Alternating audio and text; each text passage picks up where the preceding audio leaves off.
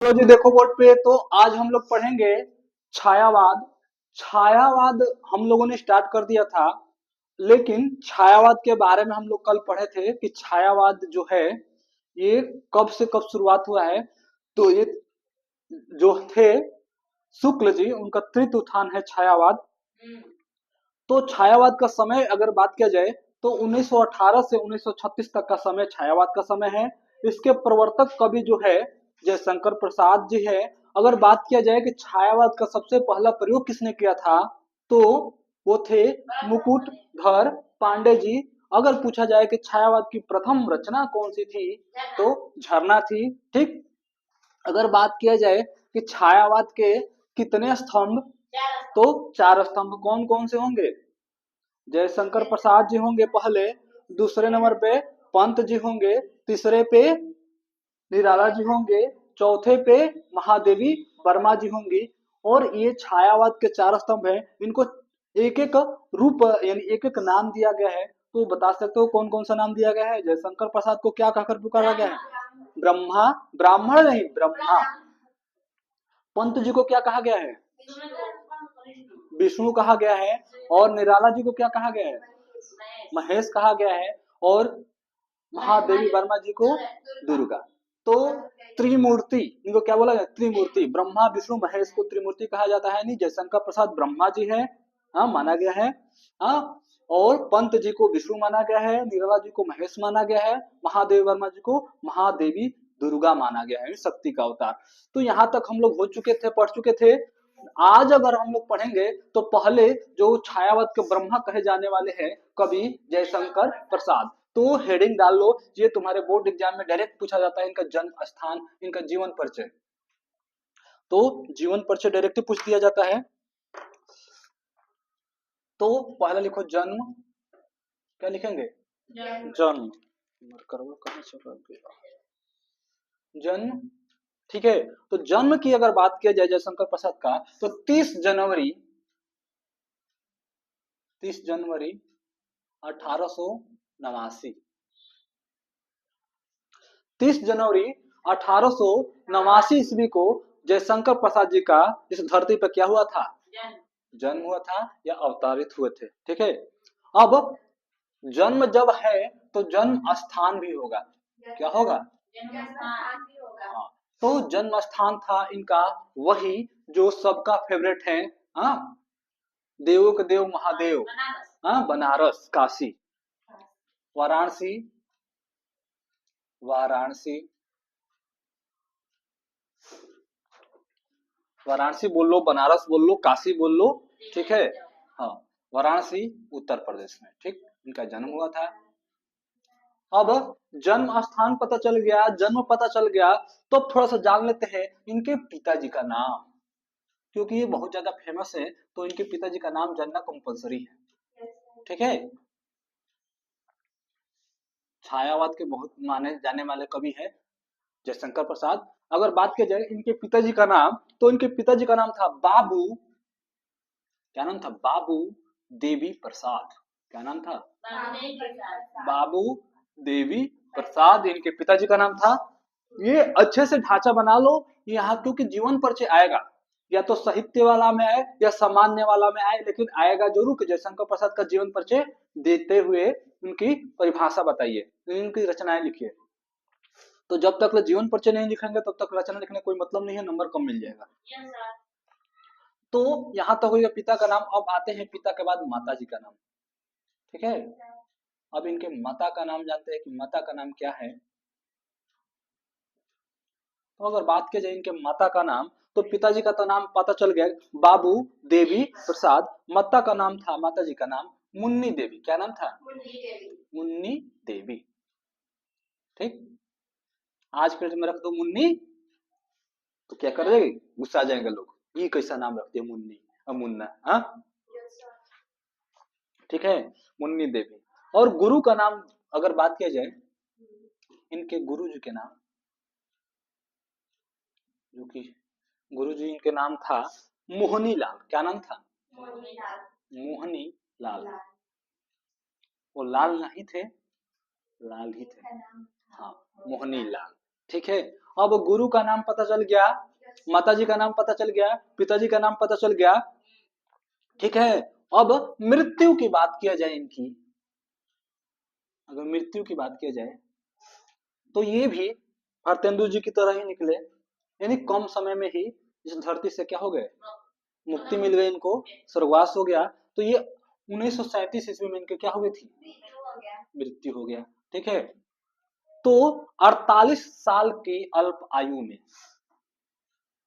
48 वर्ष की अल्प, अल्प मतलब होता है कम, अल्प आयु, वायु बोल रहे हैं,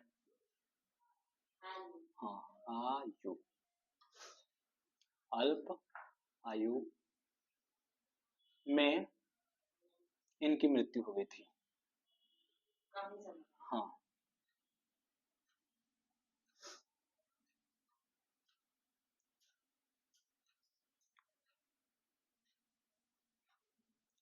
मतलब कि 48 साल ये जीवित रहे इस धरती पे, ठीक है। यहाँ तक चीजें समझ में आया। अब पूछा जाएगा इनका उपनाम, ये बहुत बार पूछा गया है बोर्ड एग्जाम में, बोर्ड एग्जाम में तो पूछा ही गया है, कंपटीशन में भी पूछा गया है कि कौन, जयशंकर प्रसाद जी का उपनाम क्या है। तो जयशंकर प्रसाद जी का उपनाम है कालाधर। क्या नाम है, कालाधर। कैसा धर है, तो गंगाधर नहीं है, गंगाधर ही क्या है, शक्तिमान है। तो शक्तिमान के बारे में तो तुम लोग तो जानते ही नहीं हो, क्या है कि तुम लोग के टाइप पे वो शक्तिमान था ही नहीं। हाँ, तो हम लोग के बचपन का क्या था, सीरियल था शक्तिमान। हाँ, सप्ताह में एक दिन देखने को मिलता था, पूरा गांव का छान मार लेते थे, काहे लिए, शक्तिमान के लिए। हाँ, शक्तिमान एकदम नस नस में बस गया था, कोई भी समस्या होगा तो कौन बचाएगा, शक्तिमान बचाएगा। और लोग छत पर से कूद जाते थे, शक्तिमान आता ही नहीं था। हाँ, इतना नशा हो गया था सीरियल का। तो उसको बंद करना पड़ा गवर्नमेंट को कि नहीं नहीं, ये तो ढेर बच्चे मर रहे हैं। हाँ, तो कालाधर क्या है इनका नाम, उपनाम कालाधर। बचपन का नाम है, बचपन का नाम इनका बहुत खतरनाक है, जो तुम लोग का नाम से भी मेल खाता होगा, ठीक है। बचपन का नाम है इनका झारखंडी। क्या नाम है, झारखंडी। हौस कह रहे हो, झारखंडी नाम है इनका, बचपन में इनको कहते थे झारखंडी, ठीक है। अब जो भी कारण हो, इनको झारखंडी कहा जाता था, ठीक। सुखारी, कोई तो कौन देखने वाला है। अब थोड़ा महत्वपूर्ण तथ्य जान लेते हैं इनके बारे में, एक आध दो पॉइंट, ठीक है।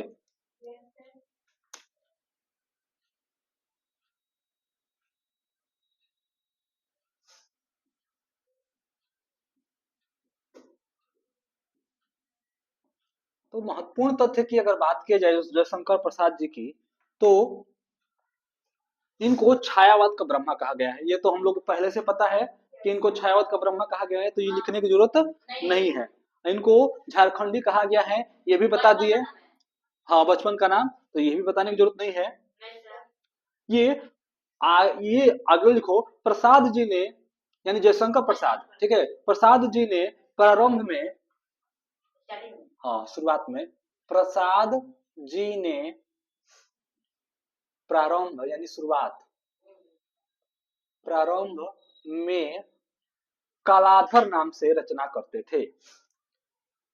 क्वेश्चन आ सकता है, अपना नाम से उपनाम से, हाँ, पहले के वैज्ञानिक जैसे न्यूटन है, तो किस नाम से बनाए हैं, न्यूटन के नाम से बना है। वैज्ञानिक देखते हो ना, खोज करता है तो अपने नाम पे करता है, तो ये भी रचना करेंगे तो किसके नाम पे करेंगे, नाम पे। कलाधर नाम से, नाम से ब्रज भाषा में, कैसी भाषा, ब्रज भाषा में रचना करते थे, ब्रज भाषा में रचना करते थे। कौन, जयशंकर प्रसाद जी, ठीक है। ये पहला, थोड़ा इनके बारे में महत्वपूर्ण बातें हैं। पहला क्या, दो तीन को तो पहले ही बता चुके हैं। इनका उपनाम कलाधर है, बचपन का नाम झारखंडी है, ठीक। हाँ, अगला पॉइंट लिखो, इंपॉर्टेंट है, स्टार वाला पॉइंट है, ये क्वेश्चन वाला आने वाला क्वेश्चन है। जयशंकर प्रसाद द्वारा रचित, जयशंकर प्रसाद द्वारा रचित, द्वारा रचित, रचित हो गए यहां तक। करुणालय क्या है? करुणालय।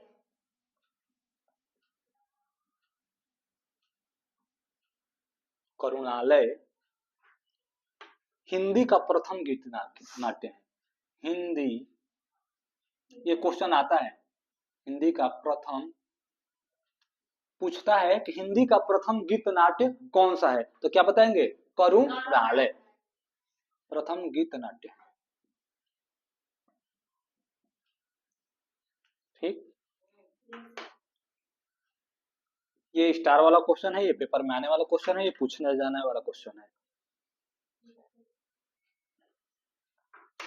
अब इनकी एक रचना है उर्वशी। क्या है? उर्वशी। जयशंकर प्रसाद की रचना क्या है? उर्वशी। तो उर्वशी दो लोगों का रचना है, एक जयशंकर प्रसाद जी का है और एक दिनकर जी का है। तो दिनकर जी वाला भी तुम्हारे बुक में आएगा, उर्वशी और पुनर्वा की कहानी। उर्वशी और पुनर्वा की कहानी बताएंगे हम आगे चल के, जब हम लोग काव्य पढ़ेंगे तब। ठीक है, तो अगर बात किया जाए इनकी रचना उर्वशी, इनकी एक रचना है उर्वशी। पूछता है उर्वशी जो रचना है वो कैसी रचना है, तो इनकी एक रचना है उर्वशी। उर्वशी जो है चंपू काव्य है। क्या है? हाँ, ये टीजीटी पीजीटी में आया हुआ क्वेश्चन है, केवीएस एनवीएस में भी आया हुआ क्वेश्चन है, नेट जेआरएफ में भी पूछा गया क्वेश्चन है। उर्वशी जो है कैसी रचना है, तो उर्वशी जो इनकी एक रचना है, इनकी रचना उर्वशी एक चंपू काव्य है। क्या है? हाँ, चंपू काव्य है। हाँ, चंपू काव्य है। ये सारा का सारा क्वेश्चन आया हुआ है एग्जाम में। हाँ, ये अलग बात है कि बोर्ड एग्जाम में बहुत कम आया है, लेकिन दूसरे दूसरे एग्जाम में पूछा गया क्वेश्चन है, तो हो सकता है तुम लोगों में भी आ जाए। ठीक है, ये जब 15 साल के उम्र में थे जयशंकर प्रसाद, तो क्या करते थे? दुकान पर बैठकर बही खातों में काव्य लिखते थे। बही खाता नहीं समझ में आता है कि कौन कितना रुपया तुम्हारी दुकान पर से उधार लेकर गया, हाँ, तो कहीं ना कहीं नोट करते हो ना, उसी को बही खाता कहा जाता है। चीजें समझ में आई यहाँ तो अगर बात किया जाए जयशंकर प्रसाद जी का, तो जन्म की बात किया जाए 30 जनवरी 1889 में, जन्म स्थान वाराणसी। ठीक है, पिता का नाम बाबू देवी प्रसाद, माता का नाम मुन्नी देवी, गुरु का नाम मोहनी लाल। इनकी मृत्यु की अगर बात किया जाए तो 1937 ईस्वी में मृत्यु हो गई थी। इनका उपनाम बात किया जाए तो क्या नाम था? उपनाम कलाधर। बचपन का नाम झारखंडी। अगर महत्वपूर्ण बातें की बात किया जाए तो प्रसाद जी ने शुरुआत में जो रचनाएं की थी कलाधर नाम से, ब्रज भाषा में किया था। हाँ, जयशंकर प्रसाद रचित द्वारा रचित करुणालय हिंदी का प्रथम गीत नाट्य है। इनकी रचना उर्वशी एक चंपू काव्य है। यहाँ तक क्लियर हो गया? अब इनकी रचनाएं आते हैं, क्या आते हैं? इनकी रचनाओं के बारे में थोड़ा जान लेते हैं फट से। हाँ, जैसे महाकाव्य होता है, फिर से प्रबंध काव्य होता है, ठीक, लघु काव्य होता है, वैसे एक चंपू काव्य भी होता है। तो अब हम लोग आते हैं इनकी रचनाएं के बारे में, थोड़ा रचनाएं जान लेते हैं। और ये थोड़ा बड़े कवि है तो एक दिन में तो पॉसिबल नहीं है इनके बारे में खत्म कर पाना। चारों के चारों, कौन? पंत हो या निराला हो या फिर प्रसाद जी हो या फिर महादेवी हो, हाँ, इन लोगों को एक दिन में पॉसिबल नहीं है पढ़ पाना। ये अच्छे अच्छे कवि हैं, छायावाद के महत्वपूर्ण कवि हैं। हाँ, इतना डिटेल से जा रहे हैं ताकि ये कहीं से क्वेश्चन कुछ भी छूट ना पाए। अब आते हैं प्रमुख रचनाएं।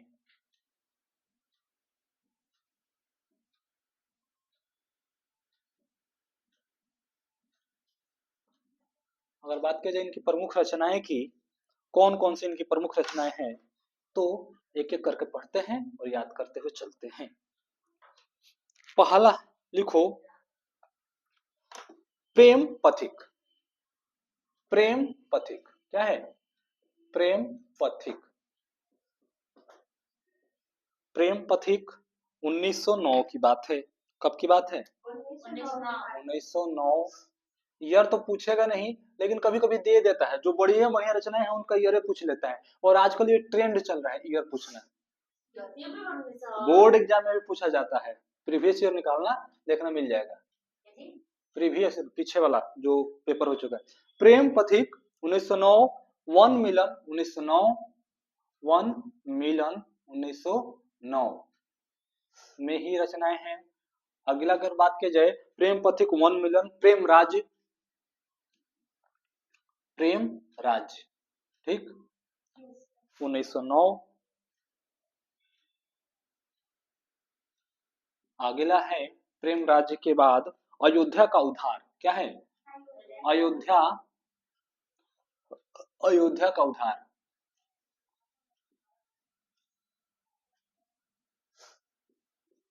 अयोध्या का उद्धार है 1910। अगला है अयोध्या के उद्धार के बाद शोकश्वास, शोकश्वास, शोकश्वास, ये शोकश्वास है 1910। ठीक है, यहां तक हो गया। कानन कुसुम, अगला क्या है? कानन कुसुम, ये इंपॉर्टेंट है। कानन कुसुम बता देंगे बाद में कौन कौन से इंपॉर्टेंट है। कानन कुसुम 1913 यानी 1913। कानन कुसुम के बाद है हमारा महाराणा का महत्व, महाराणा का महत्व, ठीक है। महाराणा का महत्व की अगर बात की जाए तो 1918, ठीक है। जिसका है उसको लिखवा तो रहे। महाराणा का महत्व 1918 कैसे लिखवा दे? 1914 लाइन बाई लाइन लिखवा रहे हैं ताकि गड़बड़ ना हो, ठीक है। फिर चित्राधार, अगला क्या है? चित्राधार। ऐसे तुम में पूछेगा कितना? 2-3 ही पूछेगा, लेकिन हम इतना लिखवा देंगे 15-20 को कि 2 बार पढ़ लोगी तो 2-4 को कर लोगे आराम से। चित्राधार। फिर आंसू लहर झरना कमायनी, हाँ, आंसू लहर झरना कमायनी तो तोता की तरह याद होता है, ठीक। तो ये पेपर में बहुत बार पूछता है कि झरना कब लिखा गया था, आंसू कब लिखा गया था, कमायनी कब लिखा गया था। तो झरना है 1918, झरना कब लिखा गया था? आंसू की अगर बात किया जाए, आंसू, आंसू की बात किया जाए 1925 1925। लहर की बात किया जाए, लहर, तो लहर की बात किया जाए तो 1933, कितना है? 1933। और कमायनी की बात किया जाए, कमायनी, कमायनी बहुत ज्यादा प्रसिद्ध है, कमायनी को महाकाव्य भी कहा गया है, ठीक है। तो कमायनी की बात किया जाए तो है 1935, कब रखा गया? 1935, ठीक है। यहाँ तक चीजें हो गया? नहीं हुआ? छापा जल्दी से। तो कमायनी बहुत ही महत्वपूर्ण है। क्यों महत्वपूर्ण है? इससे क्वेश्चन बहुत ज्यादा पूछा गया है बड़े बड़े एग्जाम में, टीजीटी हो, पीजीटी हो, केवीएस हो, एनवीएस हो, हाँ, चाहे यूपी बोर्ड ही हो, क्यों ना हो, इससे क्वेश्चन बचा नहीं है कमायनी से। अब इसमें इंपॉर्टेंट कौन कौन सा है, तो ये इसमें तो छाटना बड़ी मुश्किल है। प्रेम पथिक वन मिलन 2 ये इंपॉर्टेंट है। फिर अयोध्या का उद्धार, शोकश्वास, कानून कुसुम, महाराणा का महत्व, चित्रधार, आंसू लहर झरना। यहाँ से हम छाटना पॉसिबल है ही नहीं, पूरा का पूरा इंपॉर्टेंट है। हाँ, ये कहीं से पूछा जा सकता है। अयोध्या का उद्धार हो, शोकश्वास हो, कानून कुसुम हो, महाराणा का महत्व हो, चित्रधार, महाराणा का महत्व, चित्रधार, आंसू लहर झरना कमैनी। इस वजह से हम बोलते हैं ताकि एक लय में हो जाता है, आंसू लहर झरना कमैनी तुरंत याद हो जाएगा, आंसू लहर झरना कमैनी। लेकिन अगर क्रम वाइज पूछ जाएगा तो सब गलती कर दोगे, क्योंकि क्रम में पहला आएगा, क्या आएगा? झरना आएगा 1918, फिर आंसू आएगा 1925, लहर आएगा 1933, कमैनी आएगी लास्ट में सबसे 1935। हाँ, लेकिन याद कैसे होता है? आंसू लहर झरना कमैनी एक साथ लग रहा है, बोला जाए आंसू लहर झरना कमैनी, महाराणा का महत्व। अब याद कैसे करेंगे? देखो कैसे याद करेंगे, ट्रिक तो चलेगा ही चलेगा, कैसे याद करेंगे वो तो बताएंगे ट्रिक के द्वारा। यहाँ तक चीजें क्लियर हो गया तो आगे बढ़ेंगे तो बताएंगे। अब ट्रिक, हाँ,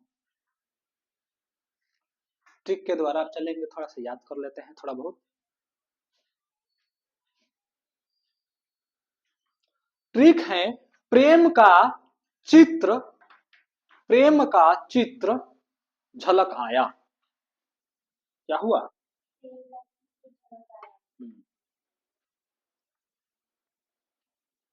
प्रेम का चित्र झलक आया। आवने तो झलक, प्रेम का चित्र कितना झलक रहा है। झलकाओ, ऐसा झलकेगा कि दिखाई ही नहीं देगा। क्या कर देगा? अंधेरा कर देगा। प्रेम से क्या हो गया? प्रेम पथिक। क्या बन जाएगा? प्रेम पथिक। क्या बन जाएगा? प्रेम पथिक। का से क्या बन जाएगा? हम नहीं, म छूट गया। म से हो जाएगा महाराणा का महत्व। क्या हो जाएगा? महाराणा का महत्व। हाँ, महाराणा का महत्व। का से क्या हो जाएगा? कमायनी। क्या हो जाएगा? कमायनी एक एक्सप्रेस भी है, कमायनी एक्सप्रेस। हाँ, यहाँ करेंगे प्रेम का चित्र का झलक, चित्र का यहाँ पे कर लेना। कमायनी एक एक्सप्रेस भी है, कहाँ चलती है? बलिया से सीधे मुंबई, कमायनी एक्सप्रेस। ठीक है, तो कमायनी इनकी रचनाएं भी है। चित्र से चित्राधार, क्या बन जाएगा? बन जाएगा कि नहीं बन जाएगा? चित्राधार। अब का से क्या बनेगा? कानन कुसुम। कानन कुसुम। ठीक है, बन गया। झ से झरना, ल से लहर फेंक रहा है, लहर। क से फिर करुणालय। क्या बन जाएगा? करुणालय छोड़कर शुरुआत में लिखवाए थे, ये गीत नाट्य है करुणालय।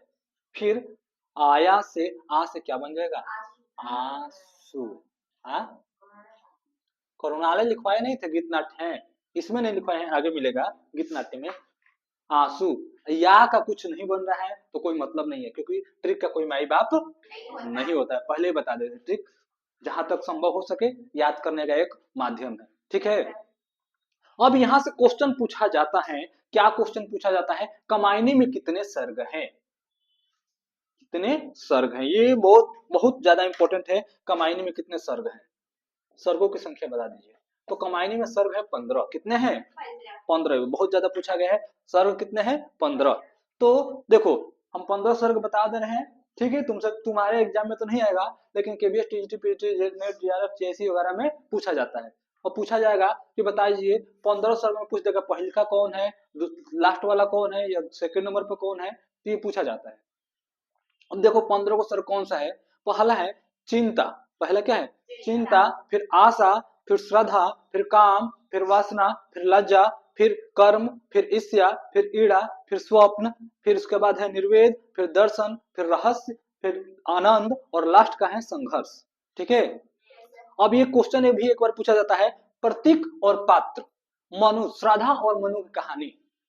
श्रद्धा और मनु की कहानी बहुत ज्यादा मस्त है, शायद तुम लोगों में भी है और बीए में तो मिलेगा ही मिलेगा। मनु और श्रद्धा की कहानी। मनु जो है मन का प्रतीक है।